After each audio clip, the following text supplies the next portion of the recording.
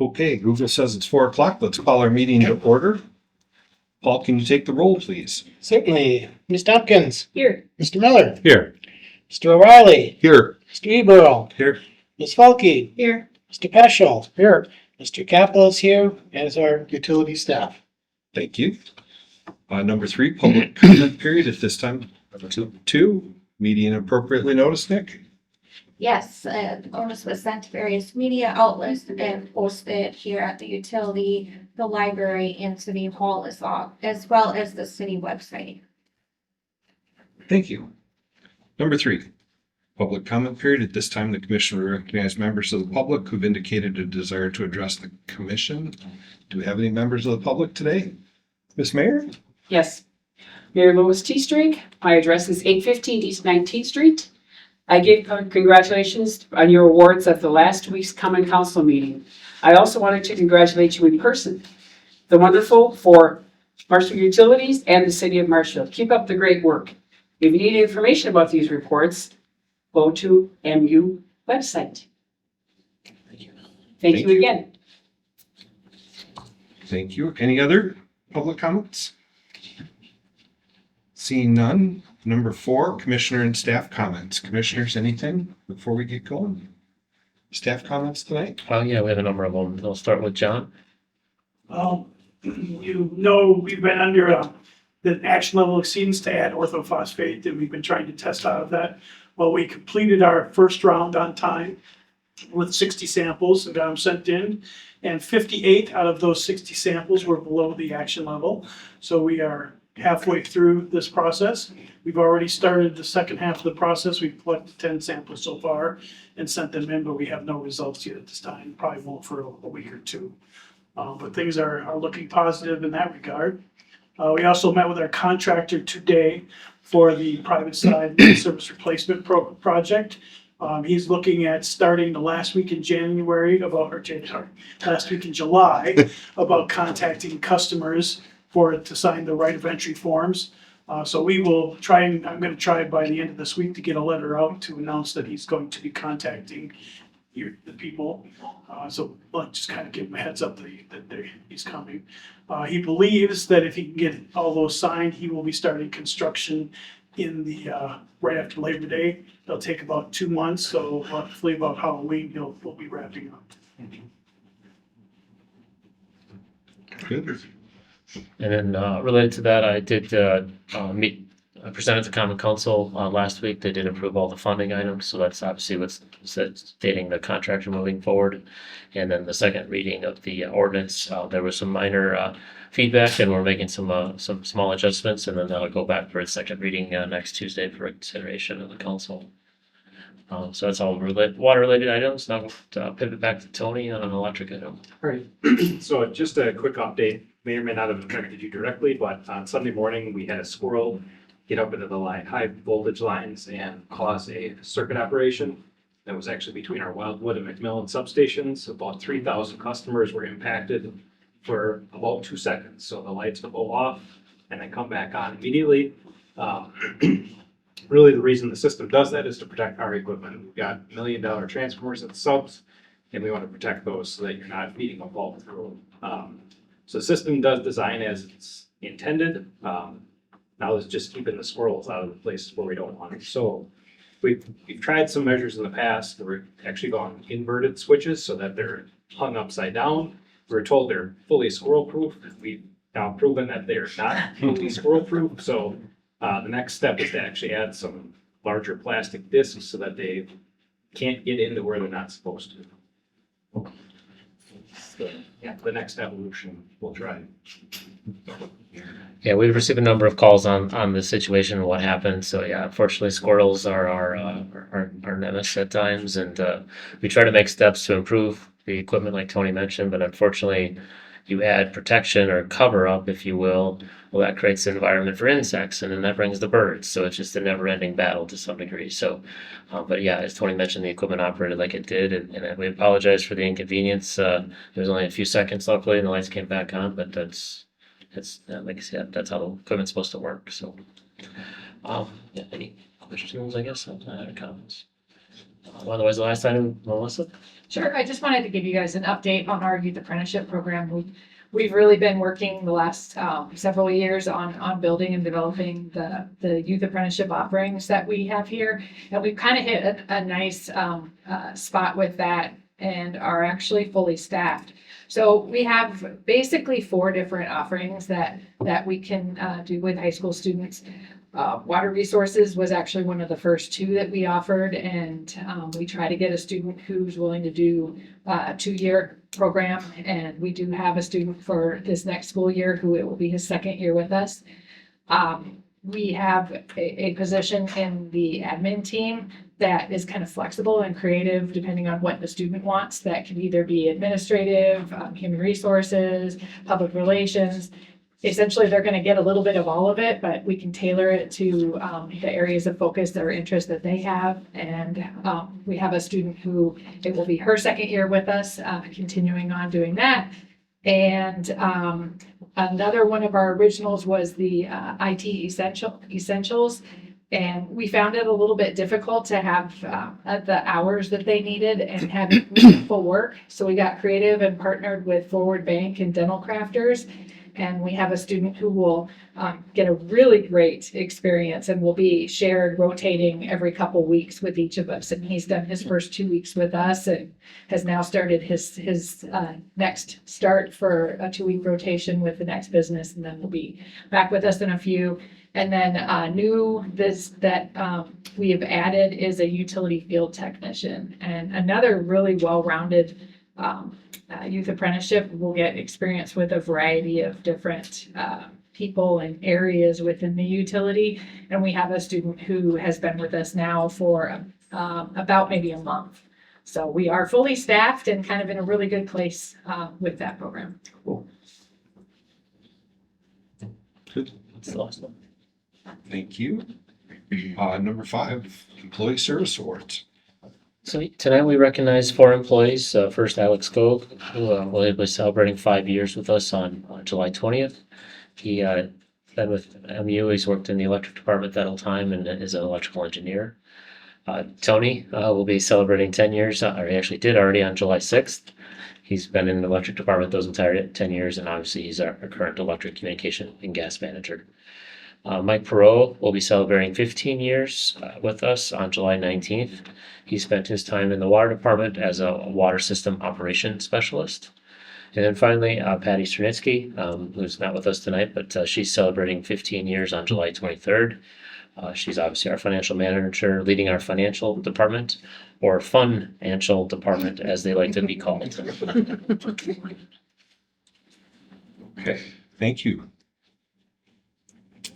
Number 6, Strategic Plan Utility Restricted Fund, continuing discussion. Yes, so continuing the process from last time, continuing with updates. So I thought I would just kind of run through some of the changes from last time, just highlight some of those that were incorporated on the kind of the red lines, if you will. So starting in the cash reserve policy on the bottom of the first page, as I was starting to do revisions to the investment policy, proposed revisions to the investment policy, there's overlap between the two. So trying to move things into one policy, make it clear, and not try to restate things in both policies, because obviously that always creates challenges when you do updates or miss something. So made a change there to be clear that basically the unrestricted fund is going to maintain that 120 days of cash reserves. It was a change that was made. For consideration, obviously, and then added the reference to a money market. So we have a checking, savings, and money market, making sure that all of those are referenced in all the policies throughout. And then just reverting, there's some language, a sentence, this will ensure adequate funds are available in case of emergency and for normal monthly operations. That was in the investment policy, just got copied over into the cash, or moved into the cash reserves. And then the top of the second page, just to add the word overall target of 300 days, just kind of trying to expand that a little bit versus it just being, strictly cash, just trying to make it a little bit more broad in the statement. Then kind of fast forwarding into page 3, under the unrestricted funds area, There we had that reference to 120, so removed it from there. Just like I said, put that on the front end of the policy. Made the change to add the wording related to money market. And then next, down in the utility designated funds, last time you had some conversation about the cafeteria plan. We've changed that to flexible spending. Again, those are dollars that employees are able to nominate or to source for their types of expenses. The M1 in yellow, we'll just hold on that and talk about that a little bit later, but that's a discussion item for later in the meeting. Then moving on to the next page, towards the bottom where we have the future project funds, just added a sentence there just to make sure that as the commission and staff, the team are working on potential new projects, that we ensure that any projects where it's a customer's driven request, that those flow through on the PSC requirements, so that the customer's making the contribution and that we don't blur those lines, because that's not allowed. I'm just making that very more distinct and explicit, if you will. And I think that was all to the cash reserve policy. And now getting into the investment policy.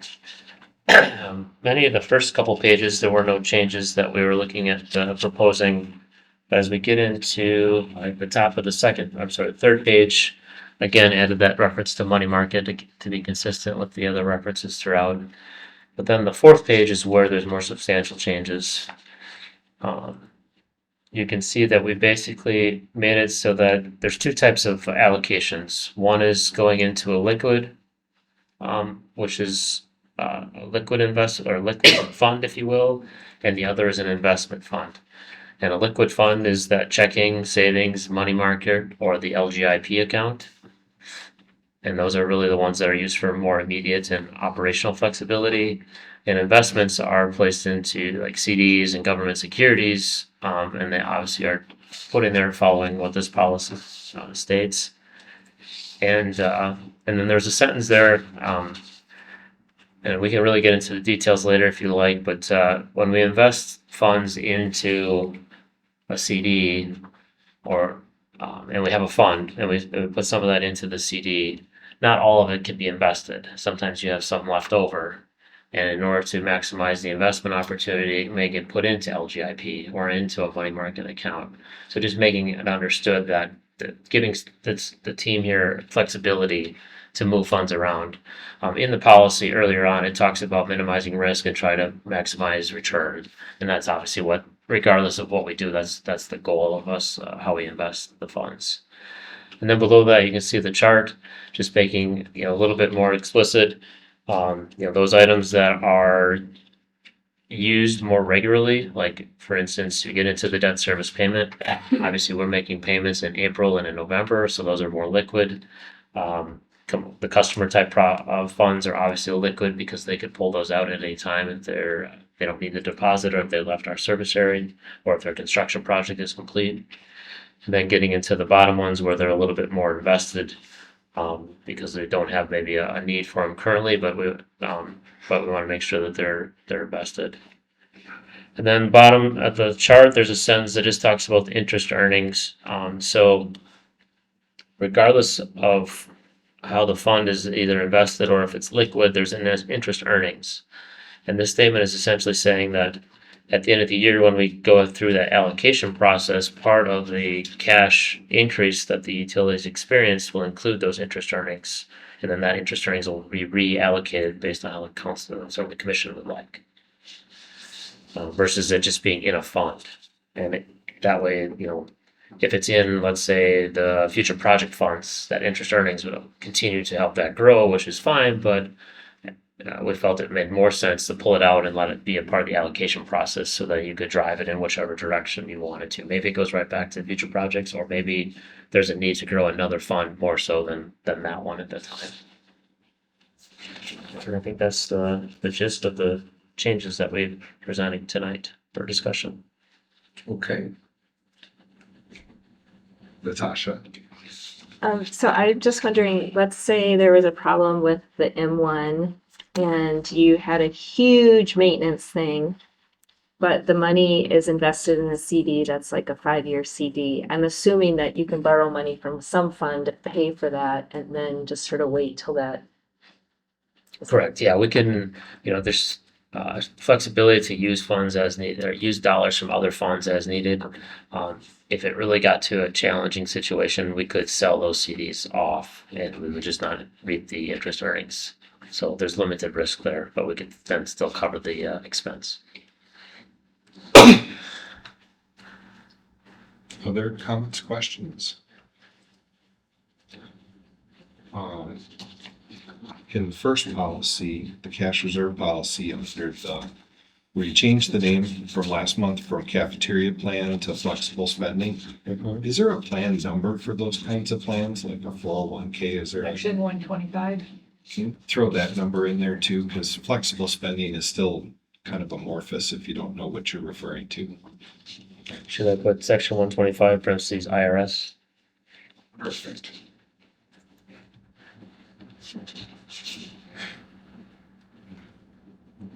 Other thoughts and questions?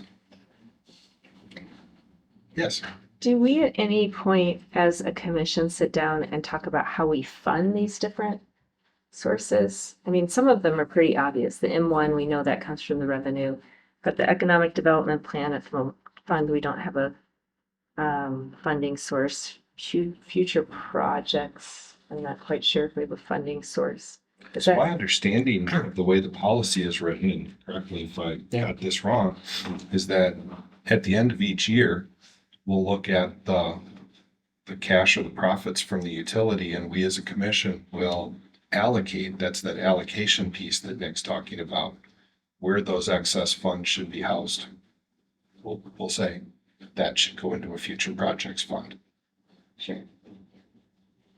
Yeah, they said, yeah, exactly. I mean, we'll look at our cash status January 1st of this year, and then we'll look at our cash status at 12/31 of this year. And if it's up by $500,000, that $500,000 will come back to this body then to say, oh, here's how we want to arrange the deck chairs on the ship, as they like to say. Along with an update of where each fund is and maybe what the expected need in that fund is. Yeah, yep, yeah. And our hope is that, our plan is that maybe the next step is we'll try to take the cash status document that you get each month and try to start that process of saying, all right, here's how it's gonna look in the new format. Obviously, a number of these funds are gonna have $0 because there's no dollars there today, but at least you can see how the rest of them are organized. Does that address your question? Other questions, concerns, comments?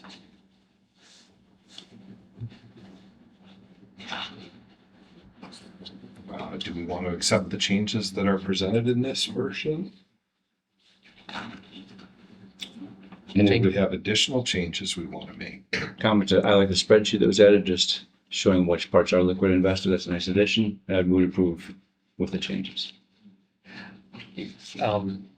If you want or consider, I was thinking that we'd do one more month where I'd try to, like I said, lay out the cash status a little bit, so you have more visibility maybe on the actual numbers then, and maybe that may strike some desires to change the policy.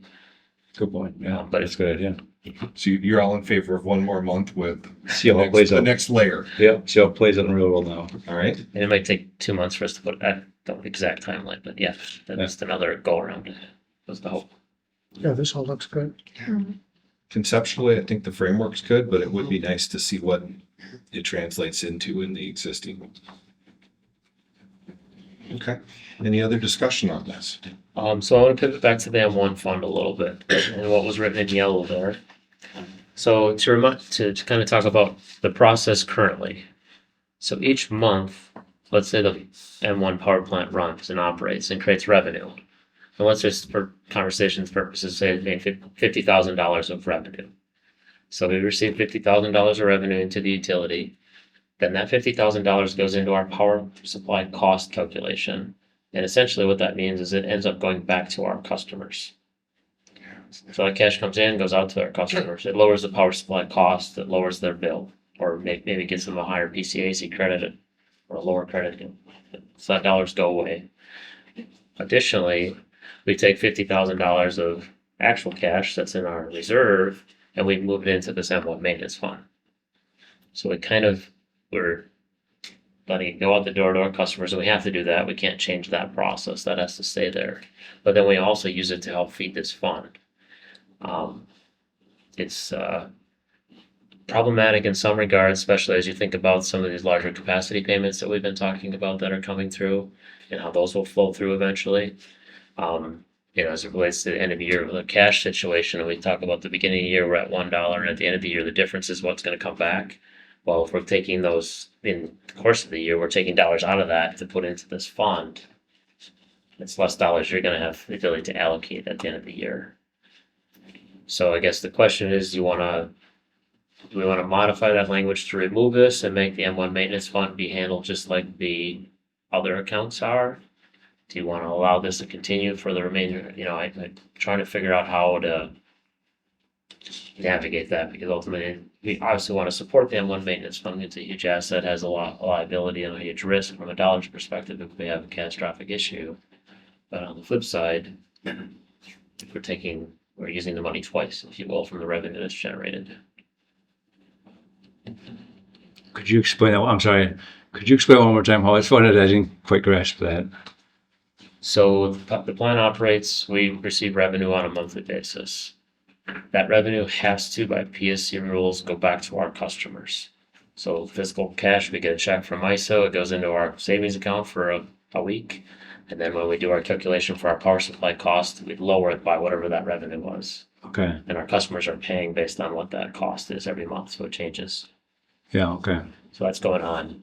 Then also Patty does a transaction that month. Say that one generated $50,000. We need to increase the maintenance fund by $50,000. Okay. To match the revenue. So P&L wise, revenue and expense net zero for profit and loss, but on the cash flow statement, it's a minus whatever that number is, negative cash flow. Okay. And we can't change that. That's how it is, right? You said. No, he's saying we can change Okay. it. Gotcha. We can't change what happens on the P&L Okay. because when that generates, it's part of our rate base, so it has to go back to the customers. I gotcha. But it's a commission action. That's what's happening on the cash flow sheet where we're setting that money aside. What matching would have been if we didn't send it out. Basically, right? Okay.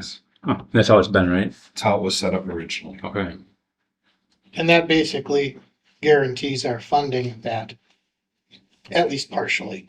When that fund was created as a commission or as a special fund, there was no funding source to the question that Natasha asks. And so that was the best we could do at that time. Do we have a different funding source now? Well, in essence, the funding source next projecting as an allocation process that makes us prioritize where the money should go at the end of each year. So if you're giving 50,000 to the customers and you're putting 50,000 in the maintenance fund, I'm assuming, you've generated 50,000. So where's this other 50,000 coming from? From what fund is it coming from? Basically, the cash reserves that you General. have. Yeah. It's And- basically having an unearmarked dollars. You're taking out of your unearmarked, our savings account, if you will, and moving it into this fund. Okay. And would because, it has quite a bit of money in that maintenance fund. So would any of the interest from that fund be used as sort of part of that balancing? Doesn't it have like 4 million right now in it? Yeah, it's around 4 million, and target 7 million, so it's still building towards it. In talking with Patty, my understanding is currently the interest that's earned goes, you see that it's part of our interest earnings, if you will, and it's part of that calculation that we use for the dividend and other things. But ultimately, that interest that's earned goes back into the M1 maintenance fund. Right. So I'm wondering if that balances out at all about, I don't know how much interest 4 million makes in a year. Off the top of my head, I don't know that. But does that interest amount, that annual interest amount, does that almost balance or not? How much money is generated by that M1 If it was 3.5%, it'd be like 140,000 a year? a year. And it's probably higher than 3.5%, right? I'm thinking on average, it's at least 2 times that, or 3 times that is what's being put into that fund. So the interest is not covering that amount. Okay. I mean, I think that would be good to see. Like to see those numbers, like this is how much we've, in 2024, this is how much was given back to the customers and this is how much interest this fund made. I think that would be an important number to see. Think if you think about it from the perspective of this year, our capacity payment is 1.3 million, and we're only going to generate $100,000 of interest. There's 1.2 million that would have to go into that fund. Right. I mean, it would just be good to see what it actually was, but Yeah, and I mean, it can all be part of the allocation process. What happens when we reach that 7 million target? Does it stop? Like, does this process stop? 30 days. My guess is that I'll come back, and by then cost will be higher, and we'll probably move the target up. Okay. It originally was 3 or 4 million, I think. Yeah, it's sliding scale, but we usually reach out to the OEM and find out like what the rebuild costs are and that drives the target. And we could have a failure, unfortunately, tomorrow. I would hope I don't, but it could happen. And then obviously the fund is depleted and it would take some time to rebuild it back up.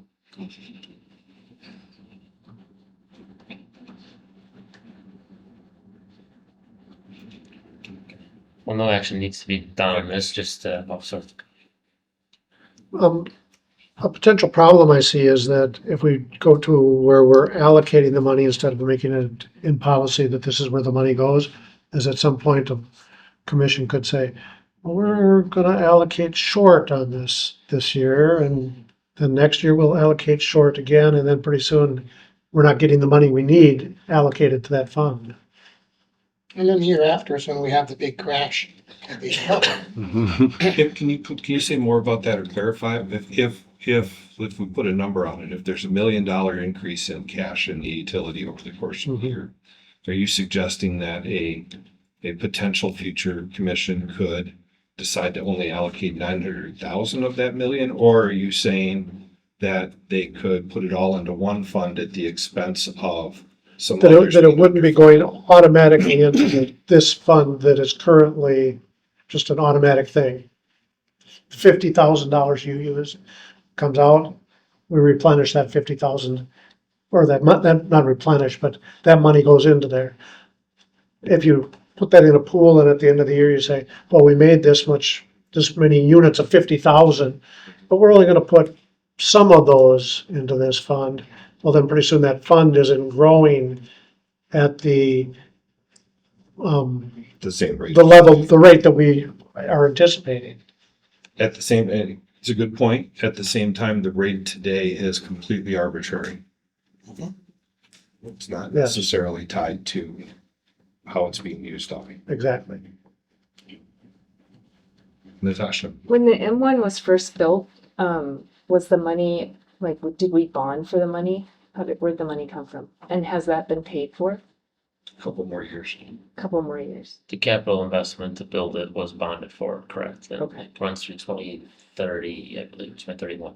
Okay, so then the PSC, do they have that requirement to give it back to the customers because, so, It's an asset of the customers, basically, so the revenue from the asset has to go back to the customers, okay. regardless if we have debt or not, no debt. So do they function sort of in the paradigm that, you don't even need to have a maintenance fund because you would just bond again when you needed to replace it? You can't bond for maintenance items, you only bond for capital improvements.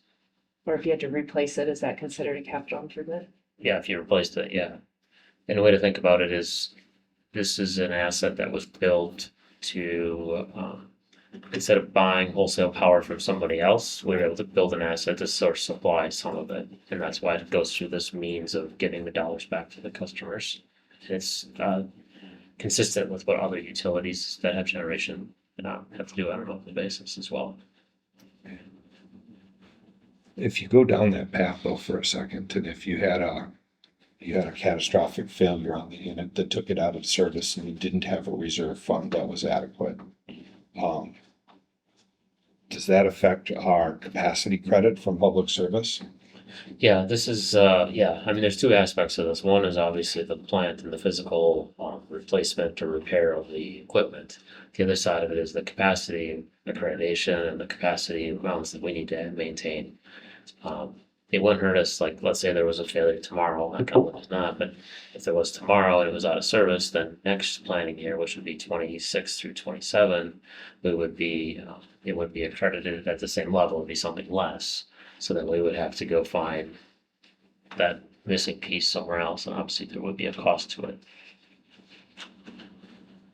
We could bear that cost, or the cost could go back to our customers, but that would be at a premium compared to what's being paid today. So the PSC, do they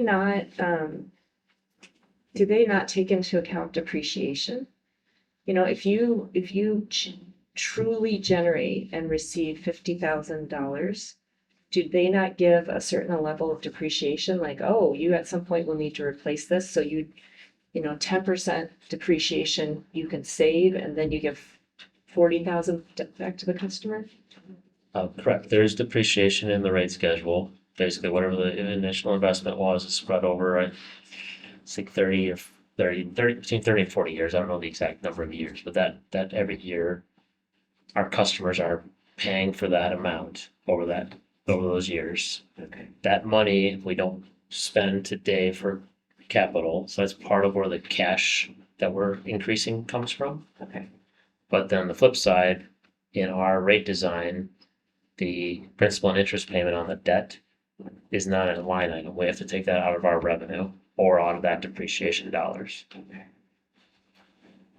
So once that debt's paid off, the depreciation dollars could go into the maintenance fund, like all of those dollars could go in. Yeah, I mean, that's essentially what we're doing today. That's why the utility continues to grow cash, is because that some of that depreciation dollars aren't being spent. So again, like those sort of line items would be good to see, you know, because when we make it super simple, like 50,000, but we're not talking about depreciation, we're not income into that fund, we're not talking about interest income into that fund, like it would be good to see like all of the different ways that fund is getting dollars. Today, it's only the interest income, the interest earnings, I should say, and whatever the operational income is on a monthly basis. So none of the depreciation is going into. When you talk about depreciation, that's an expense line item. It's not allocated out to each asset No. and then deducted and kept track of in a fund balance per asset.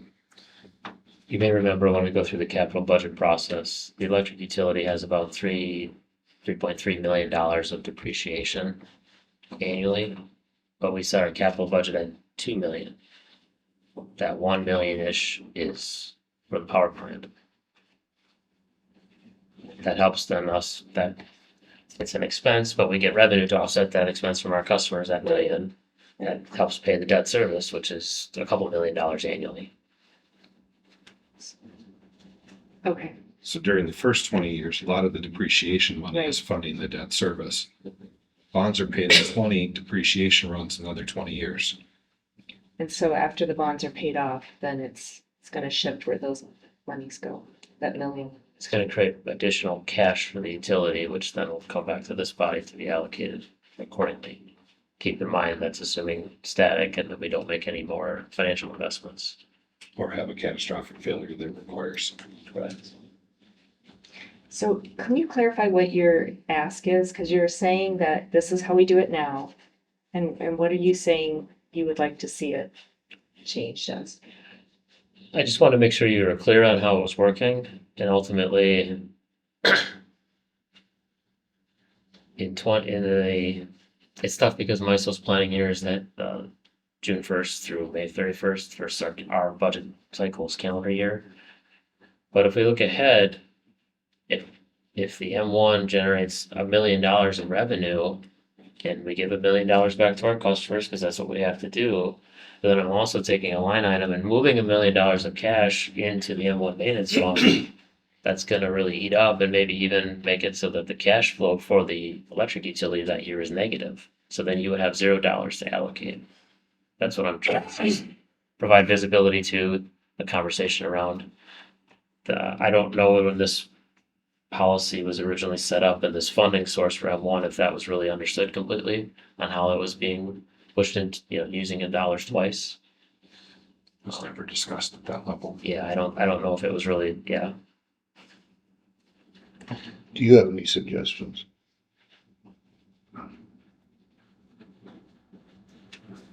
I think it's not an issue currently, and I think it's something as we get to the allocation process, the first part of next year, it'll provide more visibility.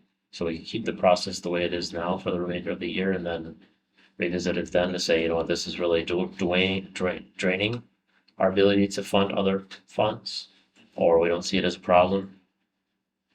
It becomes a question of flexibility. Yeah. This formula, if it continues to operate the way that it does, operates during the course of the year, long before we would have any allocation discussion at the end of the year about what the excess cash is. Especially as you're starting this, year one, and you may want more seed money for the first year to kind of help kickstart some of these other funds. My fear is as you guys get into digging into what some of those fund balances needs to be, we sometimes it's suggested we hold too much cash. I fear that we're gonna find we don't hold enough. Yeah.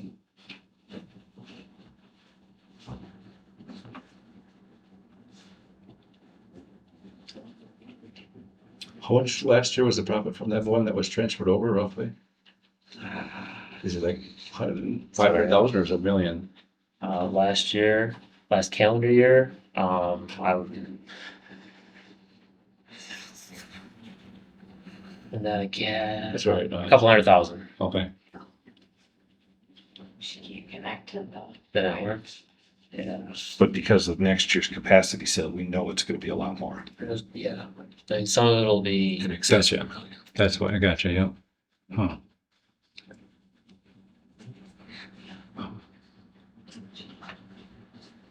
Sorry. I didn't know you'd get into the details. No, that's fine. No, I think If I think back to when this policy was created, my perception is that M1 runs a little bit more often now than it did back then. Yeah, a lot more often. So recently. the effect we're talking about was much smaller at the time that was created. Yeah, I mean, the volatility in the market has changed considerably, as you guys have seen in the last year of the sales that we've done capacity wise. I mean, it's tenfold, even more.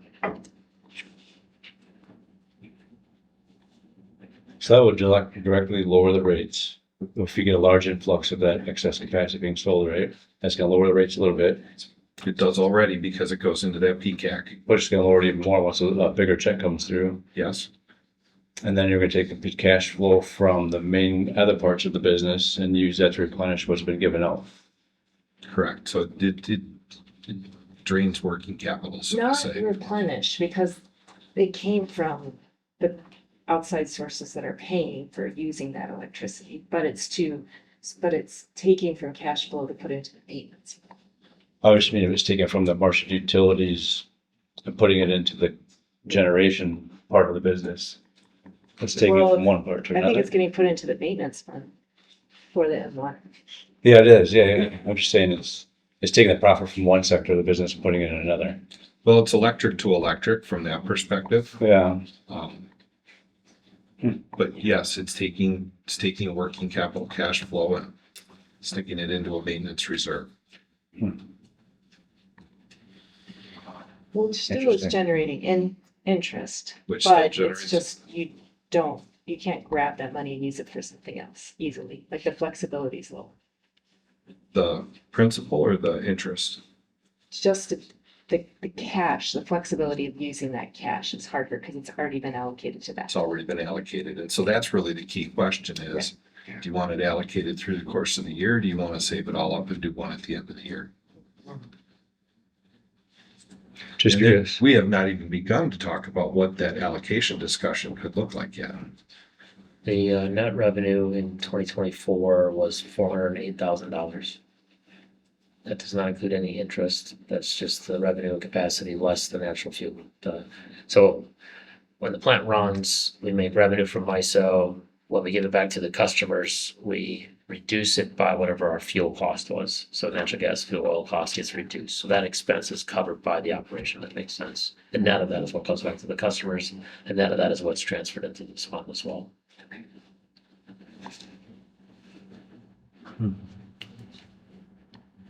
So that could double.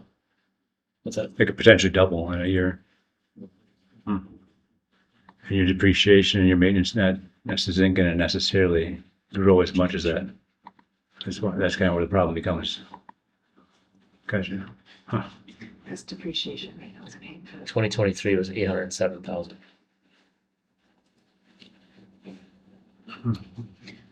We had higher revenues in that year. Sorry, Gabrielle. Is this something that we could change anytime? So what I'm thinking is like, let's say we get to next year and we start to see that there's a lot of money being taken from the cash reserves to put into this fund. And, you know, maybe it's stressing other areas of the funding or allocations. Is that something that we could just then say, okay, let's, you know, vote to stop doing this right now? Or do we have to wait until we come back to like the review cycle, of the policy? Is there like any rules or restrictions on when we can change it? No, we could change the policy at any point. Okay. And if we approve this change, then at the calendar year 2025, sometime in the first quarter, we'd be having that first allocation discussion. So we'd really be able to see it with the small numbers, forecast what the new year might look like. And maybe whether we change it then or not, at least put some monitoring piece in place if we felt that would help us figure it out. Yeah, for sure. I'm just thinking of the payments that we have to make that are going to be increasing. That's probably, that might start to put, To get the capital calls on our investment. yes, yeah. Thank you for describing it a little bit better. I think that's the part that you're worried about too. Yeah, that's another drain on the cash. Yeah. The capital calls are exceeding the revenues, so the cash distributions, so.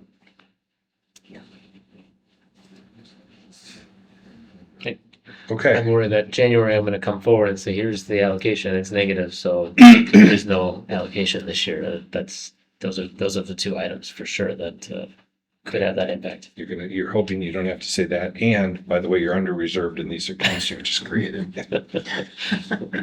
One more year. All right.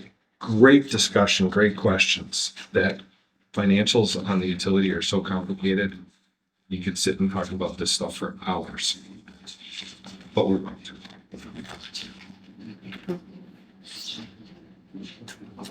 So that was number 6. Number 7, MU scholarship.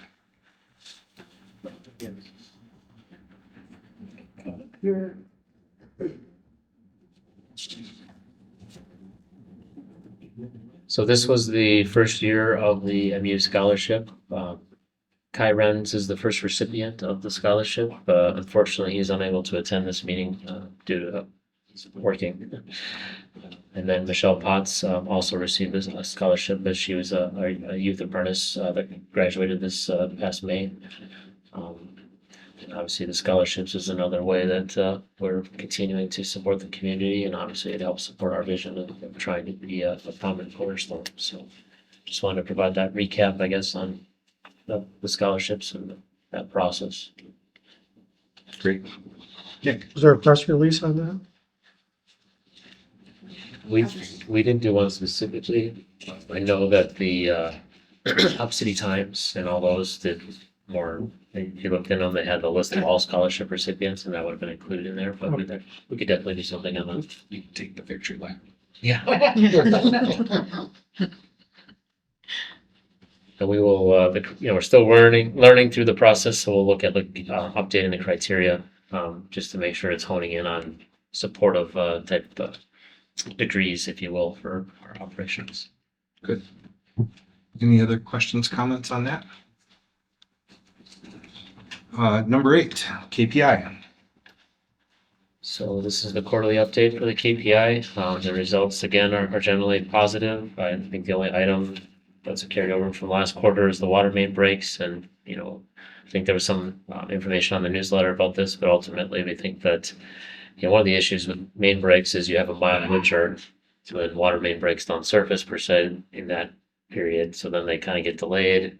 If they get delayed into summer, then they may get into the next year that we're monitoring, and then that creates an elevation. So when you look at a 2-year average, we're in a good spot. But if you look at 1 year by itself, it creates an uptick, if you will. So I think everything's trending in the right direction. It's just noticing that there are some variability due to that. That's all I had on. Any questions, comments? Natasha? Okay, so I was just wondering if you could explain what the distribution plant age is. Because that was a yellow thing. Does that mean it says you want it to be over 50%? Does that mean that when it's under 50%, it's getting old? Like Yeah, basically you have the value of the plant when it was put in completely, and then you have that part that's depreciated and the part that's not depreciated. It's a very soft analysis to understand how old your plant is. Okay. So we are roughly 50% and 52%. So we're slightly the asset, slightly more than half of the asset value has been depreciated. So do we base like replacement and maintenance on this value, or is this just purely a financial value?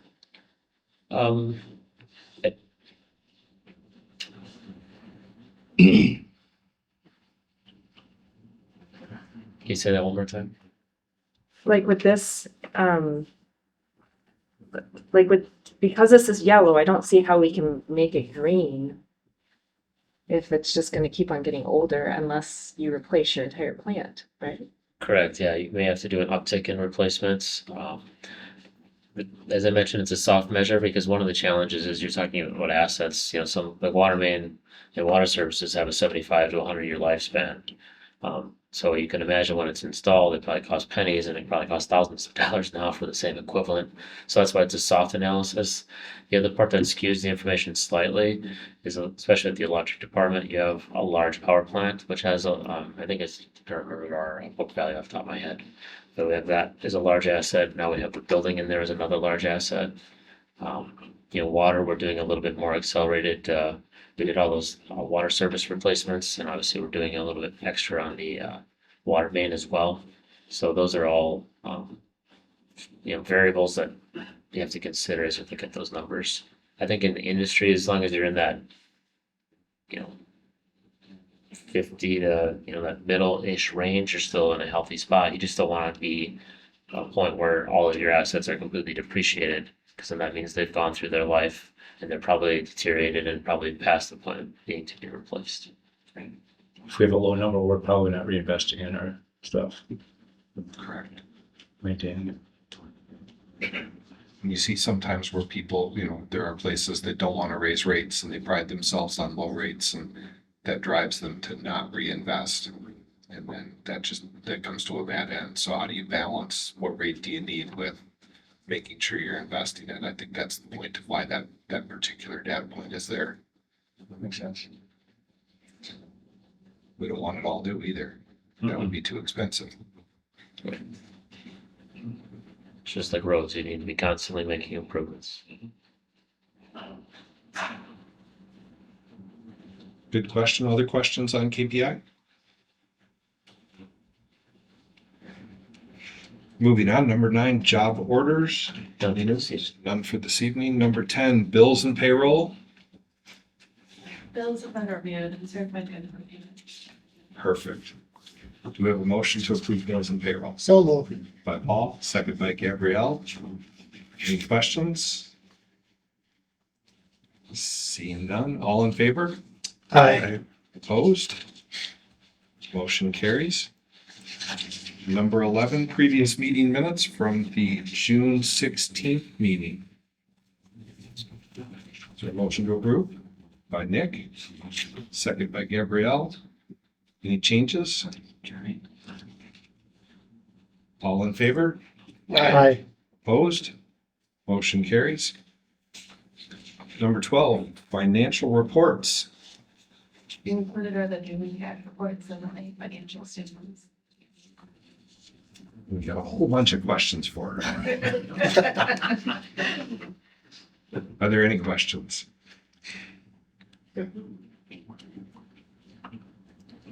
Seeing none, I would entertain a motion to adjourn. I moved to adjourn. By Natasha, second by Gabrielle. All in favor? I Opposed? Motion carries.